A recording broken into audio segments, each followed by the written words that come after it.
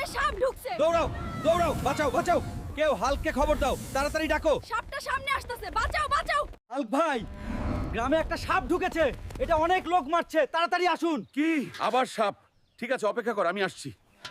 হায় আল্লাহ, এই অজগর কোথা থেকে আসলো? বাঁচাও, কেউ বাঁচাও, বাঁচান, গ্রামে সাপ। আপনারা সবাই লাইক এবং সাবস্ক্রাইব করুন, আমি গ্রামবাসীদের রক্ষা করছি। হাল্ক, তুমি পারবা, হাল ছাড়ো না। বাঁচাও হাল্ক ভাই, একটু আর সহ্য করো। শালা আমার গাটের ওপর এসে অ্যাটাক করস। তোর এত বড় সাহস!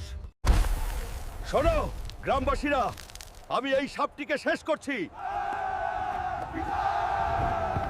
আমার জন্য এই চামড়া দিয়ে জামা কাপড় তৈরি করুন, না হলে আপনাদের সবার বিপদ হবে। দারুণ হয়েছে।